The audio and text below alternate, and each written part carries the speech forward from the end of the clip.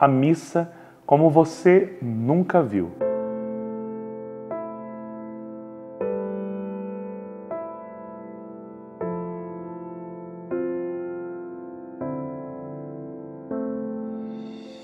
Em que momento a missa começa? E o que é a Santa Missa? Eu quero começar pelo segundo questionamento. São Lucas, capítulo 22, versículo 12, vai nos dizer assim: quando ia celebrar com seus discípulos a ceia pascal, em que instituiu o sacrifício do seu corpo e sangue, o Cristo Senhor mandou preparar uma sala ampla e mobiliada. O santo sacrifício, a missa, ela é, na verdade, a atualização daquilo que nosso Senhor realizou na sua última ceia, também no sacrifício oferecido para nossa salvação e também na ressurreição. Ou seja, em cada Santa Missa nós vivemos aqueles 3 dias que nós celebramos ali o tríduo pascal. Sabendo que a Santa Missa, ela é a renovação da entrega de Jesus, do banquete de Jesus eucarístico, sabendo que ela é o sacrifício de Cristo, mas também sabendo que ela é a ressurreição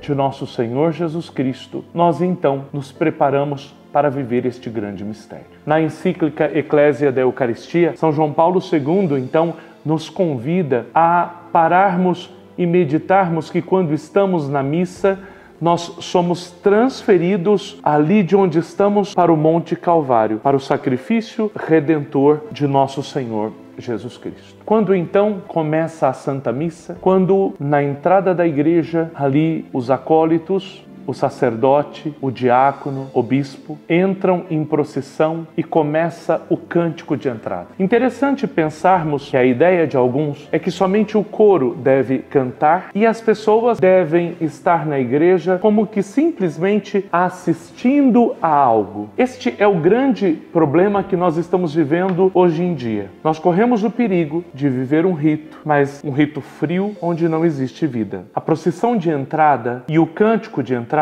tem um único objetivo: reunir a assembleia que está ali na igreja para elevar a Deus o sacrifício de ação de graças, reunir como um só corpo. É necessário que o canto litúrgico que se faz na Santa Missa possa envolver toda a comunidade. É interessante esse ponto porque eu noto que em muitos lugares somente o coro canta e as pessoas ficam absolutamente em silêncio porque não conseguem cantar junto. O Concílio Vaticano II, olhando para isso, nos chama a atenção que o canto que faz parte da liturgia, que é a palavra cantada, deve ser executado não somente pelo coro, mas deve ser cantado por todas as pessoas da igreja, de maneira que ali todos estejam unidos como um corpo para estarmos diante da presença de Cristo. O sacerdote, então, ao entrar na igreja, ele sobe ao altar e beija o altar. Porque Hebreus, no capítulo 5, vai dizer que o Cristo,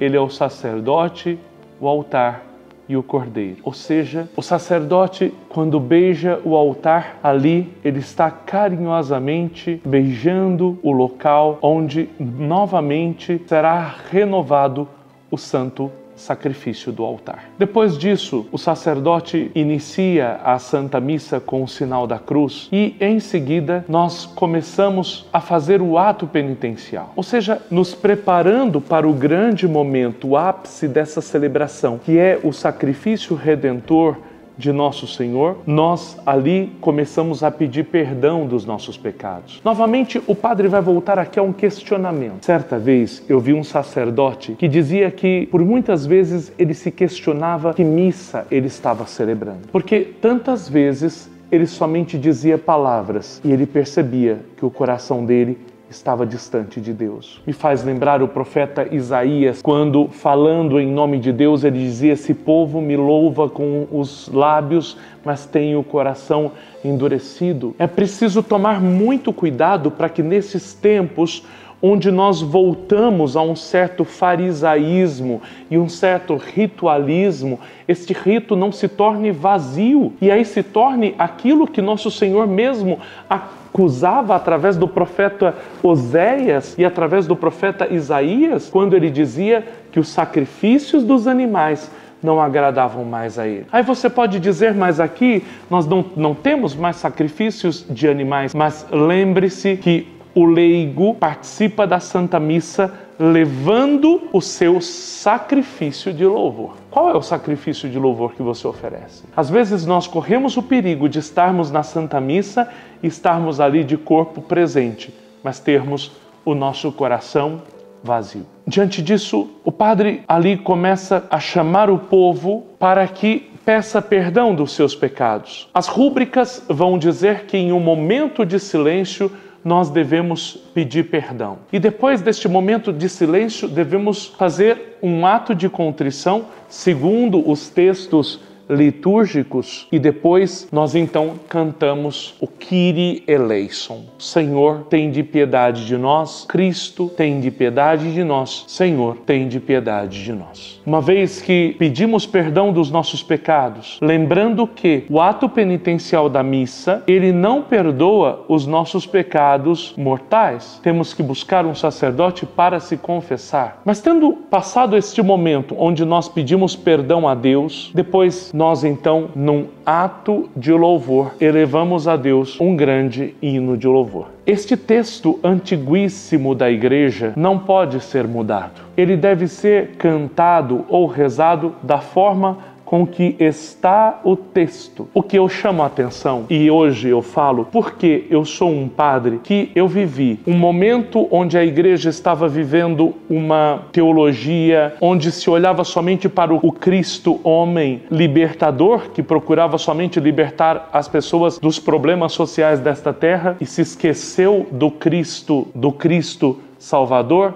Deus. E depois eu vivi um momento onde a igreja passa por uma mudança, sobretudo com o grande Papa São João Paulo II, e aí que traz a igreja novamente para a adoração eucarística e a olhar para o grande valor que a Santa Missa tem. E nós voltamos para esta grande espiritualidade, para o centro da igreja, que é a Eucaristia. Mas corremos o grande perigo de também, no hino de louvor, esvaziarmos o rito. Ora, o que é louvar a Deus? É engrandecer. Cada palavra do hino de louvor deve ser profundamente tomada por nós com uma grande alegria, pronunciada por nós, cantada por nós com uma grande alegria. Um hino de louvor deve ter júbilo no nosso coração. Júbilo. Não pode ser diferente. Não se canta um hino de louvor com uma melodia fúnebre. Ele é um louvor, ele é uma exaltação. Portanto, até mesmo no sacrifício eucarístico de nosso Senhor, a própria liturgia, todos os tempos, ela também tem momentos de louvor e de exaltação a Deus. Interessante quando nós pegamos o catecismo da Igreja Católica e nós vamos verificar que a missa, ela é o sacrifício de todos os tempos. Ela é a mesma celebração de todos os tempos. Isso é muito importante porque hoje se faz uma grande confusão. A missa de todos os séculos está no número 1345 do Catecismo da Igreja Católica. Sobre isso, falando um pouquinho sobre o que aconteceu no Concílio Vaticano II, o Catecismo da Igreja Católica nos coloca o texto de São Justino, onde ali vai se revelar como era a Eucaristia ali do primeiro século da Igreja. Depois que nosso Senhor disse para os seus apóstolos, fazer isto em memória de mim, como é que os apóstolos passaram para os outros esta Eucaristia? São com esses textos antigos que nós vamos então entender como se constituiu o rito eucarístico que nós celebramos até hoje ininterruptamente. No dia do sol, como é chamado, reúne-se no mesmo lugar os habitantes, quer das cidades, quer dos campos. Leem-se na medida em que o tempo o permite, ora, os comentários dos apóstolos, ora, os escritos dos profetas. Depois, quando o leitor terminou, o que preside toma a palavra para aconselhar e exortar a imitação de tão sublime ensinamento. A seguir, nos colocamos todos de pé e elevamos nossas preces, por nós mesmos e por todos os outros, onde quer que estejam, a fim de sermos de fato justos por nossa vida e por nossas ações, e fiéis aos mandamentos, para assim obtermos a salvação eterna. Quando as orações terminaram, nos saudamos uns aos outros com um beijo. Em seguida, leva-se àquele que preside aos irmãos um pão e um cálice de água e de vinho misturados. Ele os toma e faz subir o louvor e glória ao Pai do Universo, no nome do Filho e do Espírito Santo, e rende graças longamente pelo fato de termos sido julgados dignos destes dons. Terminadas as orações e as ações de graças, todo o povo presente aclama dizendo amém. Depois de o presidente ter feito a ação de graças e o povo ter respondido, os que entre nós se chamam diáconos distribuem a todos os que estão presentes pão, vinho e água.